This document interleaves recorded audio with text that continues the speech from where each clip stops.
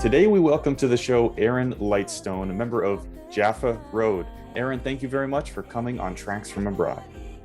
Oh, you're welcome. It's great to be here. For sure. Now, Aaron, I want to know about the band. It's a pretty large band, and tell me how all of the members got together. And I understand you founded it. How did you found this band? Well, the initial idea for the band came to me when I was in a small. This was about over 20 years ago now. The idea came to me. I was in a small club listening to a band that has a sort of a similar intention in Tel Aviv, Israel. A band called Habre Rahativit, the Natural Gathering, Shlomo Bar's group. And that group at that time was like a big influence and a big inspiration. And his whole thing was he had a group of Israeli musicians that all came from different parts of the world. So there was a Persian santur player, and he was a Moroccan singer and percussionist, and there was sometimes an Indian sitar player, and sometimes a Spanish flamenco guitarist, and sometimes an American guitarist, blues guitarist. But they'd all come together in Israel, and they were playing this pretty cool music, and they've been doing this sort of thing since the 70s. And one night when I was hearing them in Tel Aviv all those years ago, and I was aware of bands sort of doing similar things in Toronto, where they were finding this way of musically expressing their their culture, or other cultures that they were interested in. And I thought, we could do something like this, and I started to gather other like-minded musicians around me. The main one being Aviva Chernik, who was our lead singer and helped me get the band off the ground for the first 10 years. She is a guest artist now on the current album. Tamari Lana is a local singer who you may be familiar with, who's our current lead singer.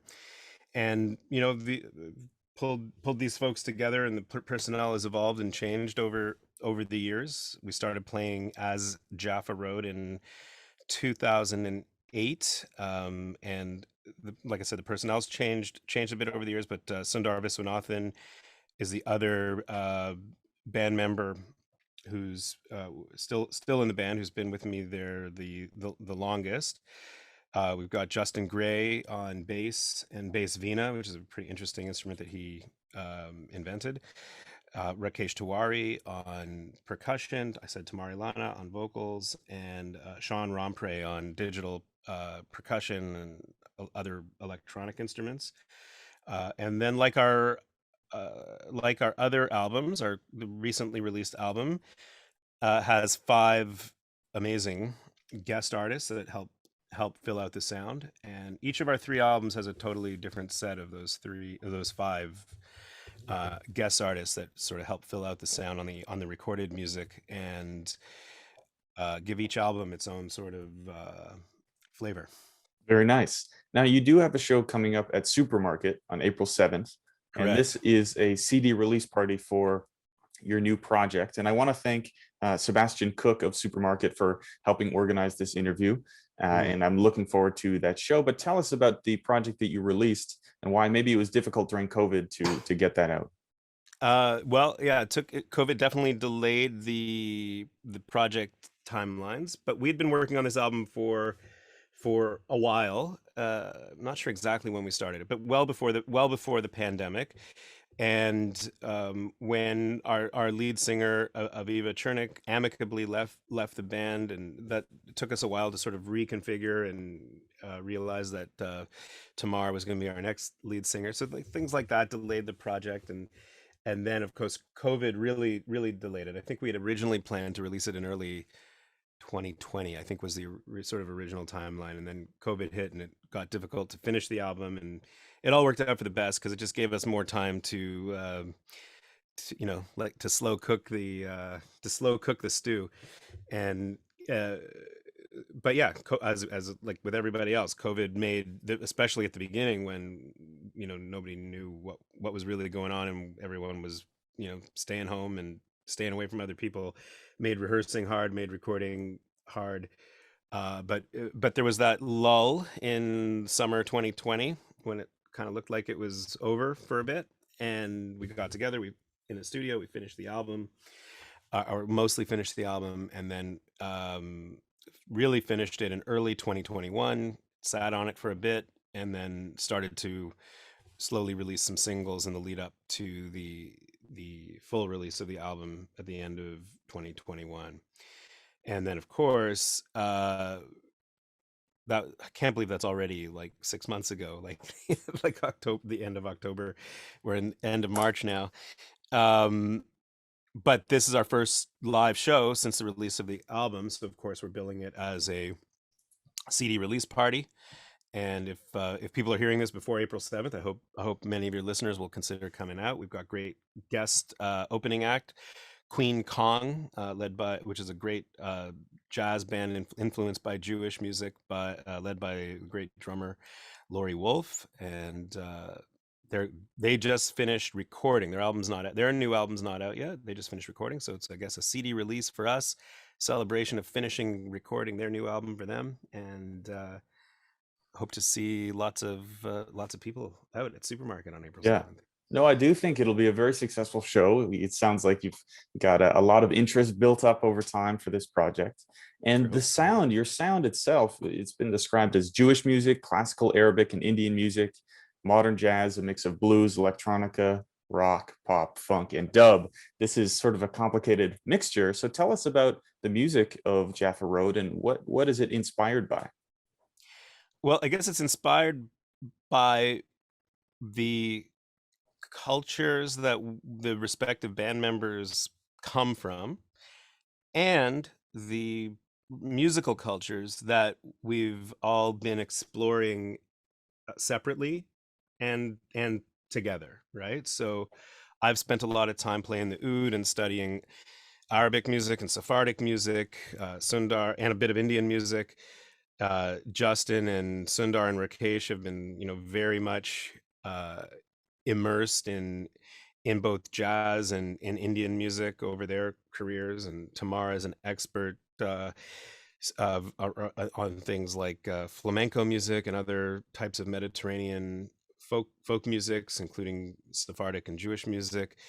And so there's like overlapping interests, and then there's separate interests, and when when it all comes together and we play the way we play and we write and arrange music the way that we write and arrange music according to these influences and inspirations, and just what we know how to do, because we those are the kinds of musics that we've been studying for so long. This is the this is the outcome. And because a lot of the texts are from traditional Jewish sources, it's easy to call it a form of Jewish music, but I think a lot of listeners might find that it doesn't really sound like what their preconceived notions of Jewish music sounds like, because there's all these other uh, things going on in the mix. There's like a heavy dose of other forms of Middle Eastern music and Indian music, jazz, and of course all the contemporary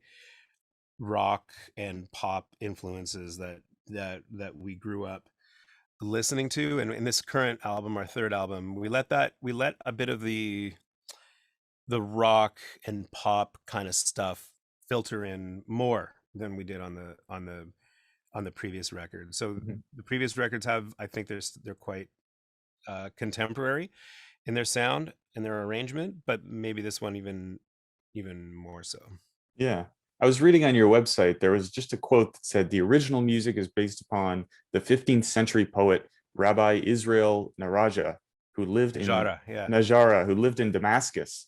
And most musicians wouldn't go that far back to draw inspiration from somebody, but like they spoke, but who is this person and how did he contribute to your music? Yeah, he's an interesting character. So there's a tradition, there's the mystic side of Judaism, the mystical tradition of Judaism that people probably have at least heard about. The Kabbalistic tradition goes way back, long before Hollywood celebrities were interested in it.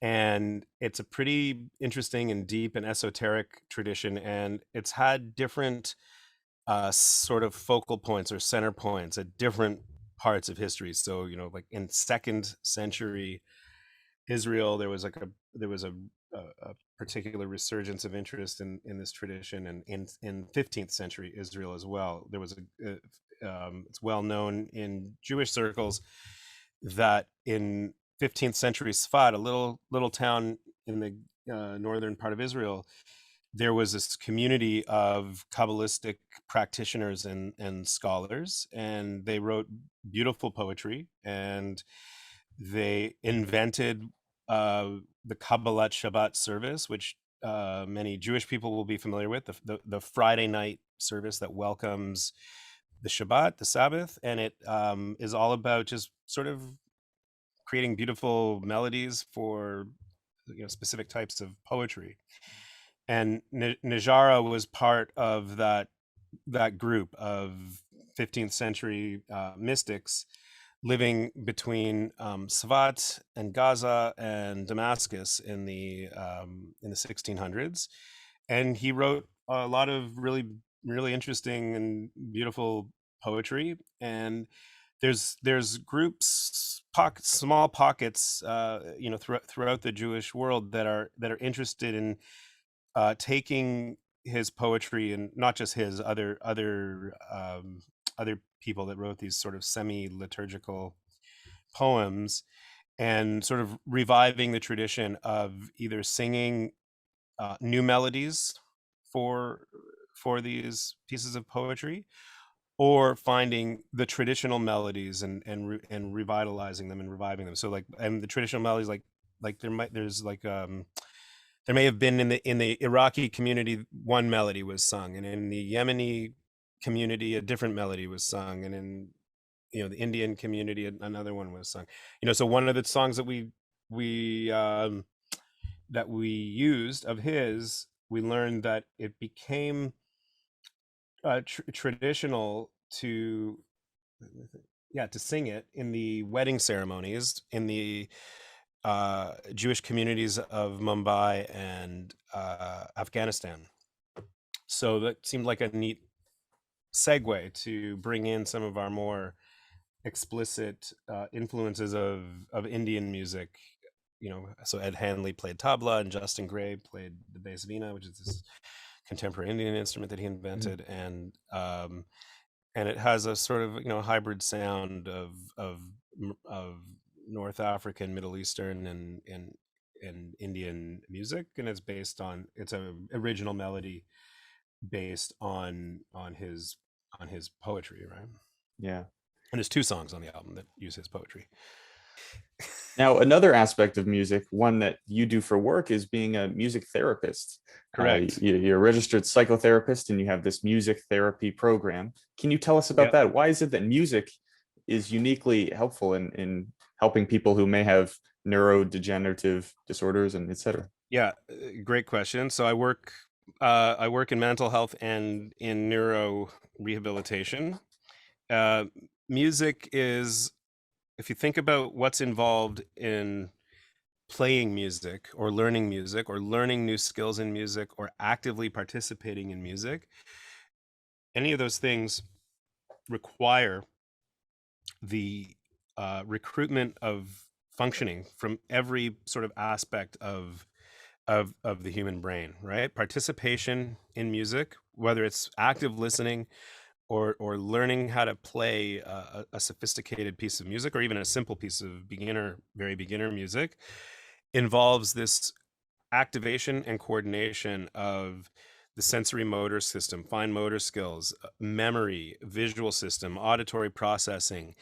It might trigger an emotional response. So then now the limbic system is functioning. So the entire brain is being wrapped into this, and is being activated. And we know that through training in music and active participation in music, the brain is restructuring itself, making new connections, making more robust connections through repetition. And that active participation and training in music physically changes the human brain in measurable ways. And we can target that. We can customize uh, interventions to target deficiencies, problems, impairments, and strengthen the entire neurologic system. And because music is one of the few activities that really simultaneously engages so many parts of the brain at once, it's potentially one of the most effective triggers or drivers of neuroplasticity, of neuroplastic processes, and can be used in therapy and rehabilitation uh, to that end. And it's quite well studied. It's quite well researched. U of T in recent years has become one of the world leaders in this field. I don't know if you know, but U of T since 2012 has it's a bit of an awkward name, but it's the Mark Music and Health Research Collaboratory, which is an interdisciplinary institute at U of T that is a collaboration between the Faculty of Music and the Faculty of Medicine, Faculty of Neurorehabilitation and Neuroscience, and I think engineering gets involved sometimes. And really, truly, some of the world leaders in this type of research are now working out of U of T, and you can take graduate studies at master's and PhD level in music and health studies now at U of T. Now, it must be a very satisfying profession to be able to help people. And have you seen breakthroughs just by Oh, all the time, using the music? How are people helped by this all the treatment? time. So the most dramatic breakthroughs I see are when I'm working with people who have um, catastrophic brain injuries. So really tragic cases where people have been injured severely, usually in car accidents, and are doing neuro rehabilitation programs, meaning they've got an occupational therapist, a physiotherapist, a speech and language pathologist, and rehabilitation support worker, and often a neurologic music therapist. And we see the sometimes very dramatic recovery of ability lost. Obviously a catastrophic brain injury can be very disabling and debilitating, but with good rehabilitation and committed patients, we a lot of lost functioning can be restored. Are you And looking for music from their childhood or peaceful, relaxing music? no, no, it's so, What is it for like? example, let me give an example. So one example is that the rhythmic information in music is largely processed in the same part of the brain that controls rhythmic gross motor movements, i.e., walking and related movements. So I'm working with somebody now who uh, isn't yet able to walk again and will soon, I think, relearn how to walk. But right now, when she's in bed, this person I'm thinking of will be given. I'll play live music and sing so, li- improvised lyrics that encourage movement of the feet, and play very like rhythmic and simple but very strong rhythmic music on the guitar. And I'm just trying to get her to start moving the feet in bed in ways that resemble walking, right? Because we're going to over time work with the physiotherapy team to restore gait. um and it's much more effective than somebody just instructing her to move her feet, Hmm. right? Like you could do rehab like that, like, and she gets rehab like that where a rehabilitation support worker is moving the feet. And but when you introduce music and you make it fun and you make it like a bit of a dance, and you're providing this auditory stimulation to the motor cortex, which ameliorates movement problems to a certain degree. One example, or same a person who is recovering their ability to speak. Speech is highly impaired after a severe brain injury, and the person is relearning how to speak because speech is very localized in the brain, but singing and music ability is very globally dispersed throughout the brain. People, when they've lost a lot of their speech ability, they often maintain a lot of singing ability. And through different types of singing exercises, and it would be with familiar songs that they know from before they were injured, or from their childhood or whatever, repetition, singing a song to them and leaving out words for them to fill in, getting them to sing, getting them to practice breathing and singing louder, and just regaining control over the whole oral, motor, vocal, respiratory apparatus that they've got there, uh, is part of very effective speech and language rehabilitation, and it happens through singing, Wow. through music. Yeah. When Yeah. when you're saying you encourage this woman to move her feet, I mean, think your music probably does that to all of us. Encourage us to Yeah. dance. But I want to ask you about something particular, which is that in past episodes we actually interviewed a student and a professor at U of T from St. Lucia, and I saw that you spent a good amount of time in St. Lucia studying Creole music. So how did Correct. you get Yeah. to St. Lucia? What did you learn when you were there? I learned a lot when I was there. We'd have to do a whole episode about that. What did I learn when I was there?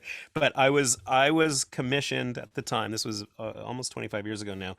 I had just finished my undergraduate degree in music therapy and my 1,000 hour internship in psychiatric music therapy at what is now the Center for Addictions and Mental Health, CAMH.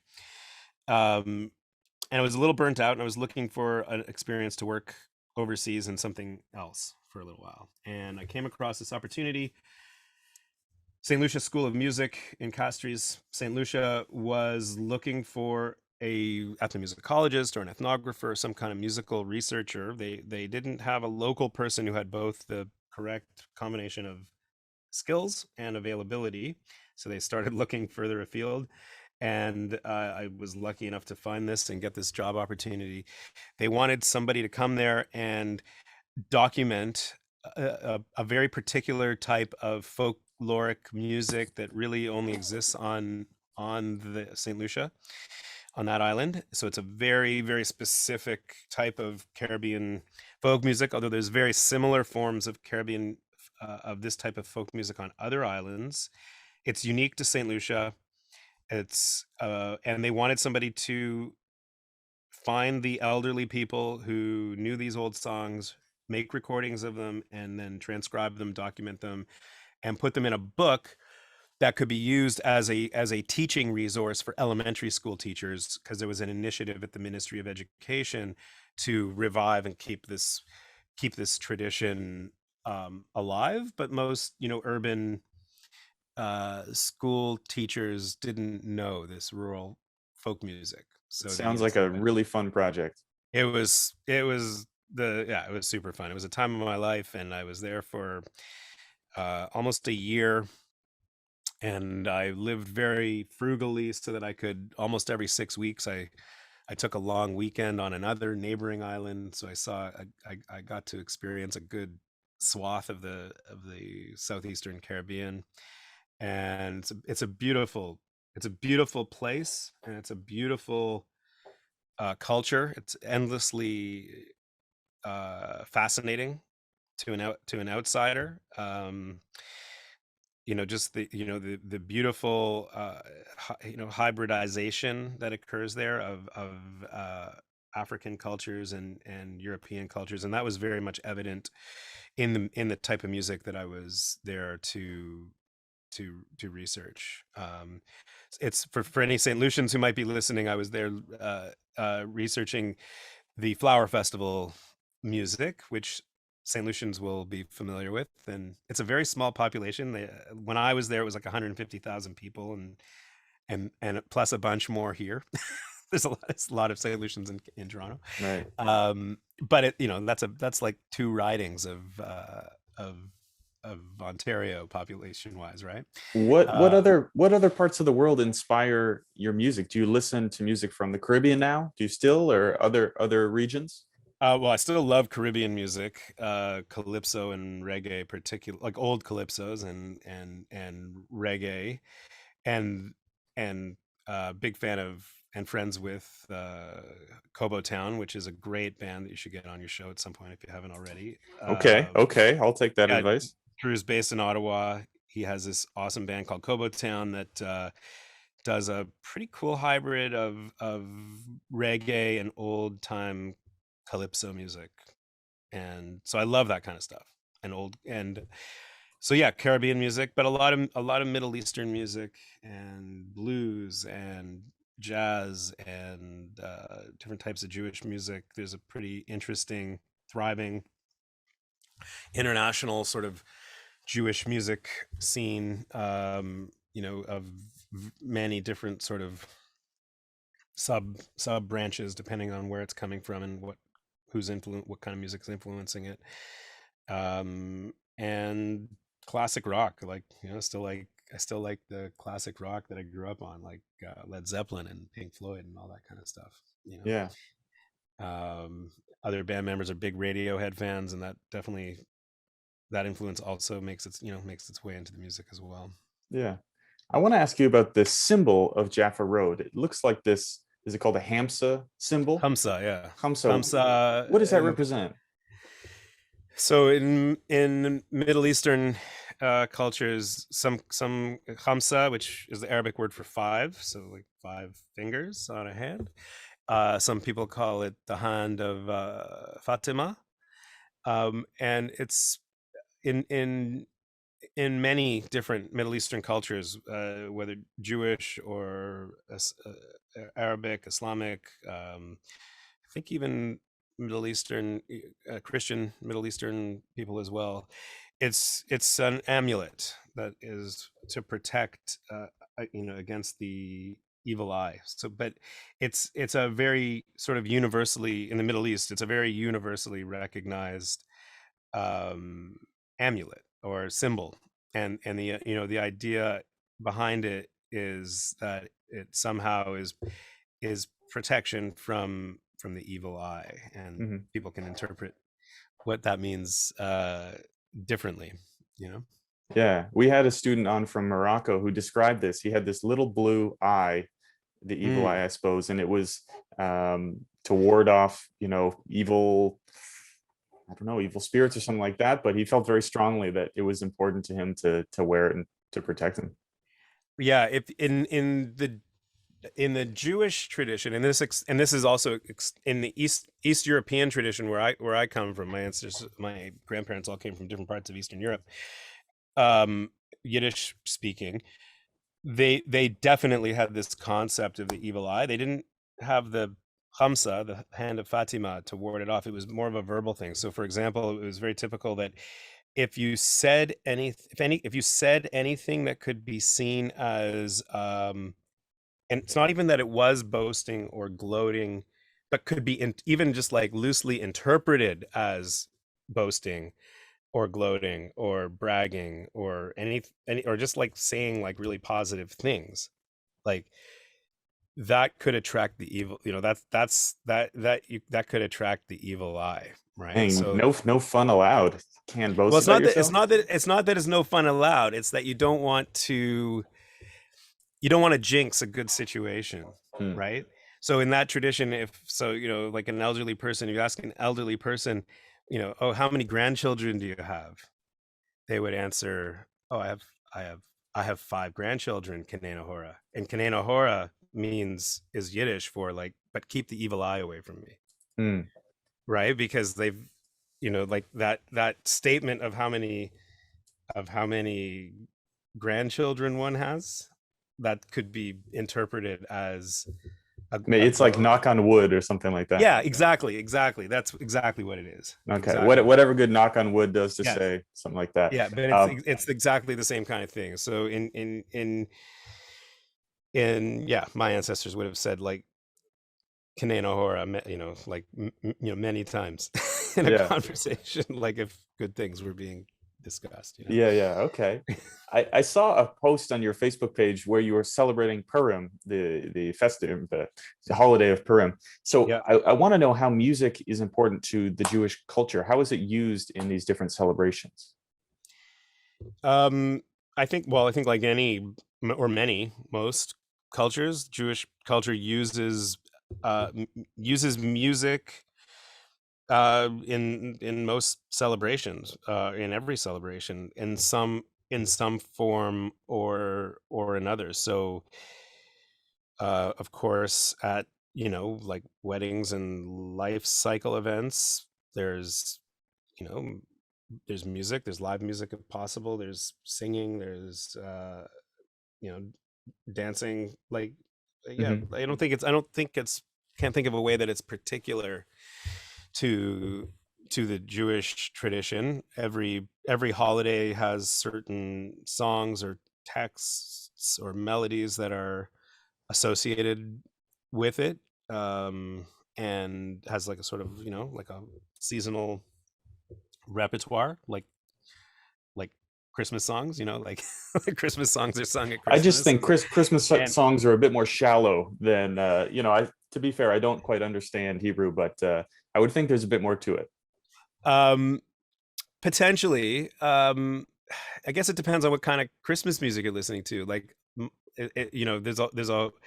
there's a whole half joke. Most of the secular Christmas songs that we're familiar with were written by Jewish composers, Mm. ironically. But then there's also like a whole repertoire of more spiritual, what's the word? Like religious Christmas songs, right? That aren't about winter and presents, but are actually about the birth of the Savior if you're Christian, and that's pretty deep stuff if that's your faith, right? Mm. But I know what you mean. Like a lot of the Rudolph the Red-Nosed Reindeer, it's not particularly it's not there's not a lot of depth there, right? Like that's what I mean by the secular, more secular Christmas songs. But yeah, just like that there's a seasonality to certain kinds of music. Like, people don't typically sing Christmas songs in July. There's songs for Passover, which is coming up, and people will sing those around the Passover table. One of the things that's maybe a little interesting or particular with Judaism is that on in the more observant and in the Orthodox communities, um, on the Sabbath and the holy days, playing instruments is generally considered forbidden or taboo, and it's embraced in the more modern, like reform, or the more liberal conservative branches of Judaism, will embrace instrument playing on Sabbath and holy days, but the Orthodox community really just doesn't do that. So it's only a cappella music in those communities on Sabbath and major holidays. So that can be a bit of a dividing line in the community, because Orthodox people will not wouldn't participate in an event that has musical instruments being out and being played on Shabbat, for example. Mhm. Whereas in a Reform Jewish congregation, it's pretty much expected, because it is seen as something that sort of heightens the experience. So that's maybe something that's a little bit particular to the Jewish community. Sure. Getting back to Jaffa Road, you have this new album, Until When? And Yeah. what is the representation of the clocks? All of these clocks and Mm. pocket watches. What do they mean? So, Until When? So the first song on the album we called it Until When, because it's a hybrid, or it's a fusion of a Hebrew religious song and an Arabic secular love song that both came from North Africa and have the exact same melody. So Don't know which one. I don't know which one came first, but obviously one of them came first, and then if it was the Hebrew religious song, their Arab neighbors heard it and put a lyrics of a secular love song onto it, or maybe it was a Jewish Arab person who did that, or vice versa. There was this secular Arabic love song, and some people thought, oh, this worship text can be superimposed on that melody. As far as we know, we're the first people to, the first group to stick them together and have alternating verses of Hebrew and Arabic. Mm, And the so we titled the song "Until When" because the first verse of the Hebrew, if you translate it, it says, "Until when do I wait to experience the redemption?" And people can interpret that how they want. Keep in mind that we were working on this sort of through the height of COVID uncertainty. So until when sort of could at least mean that. Until when is this situation going to last? When will we experience the redemption from COVID and the return to normal? Um, and so until when?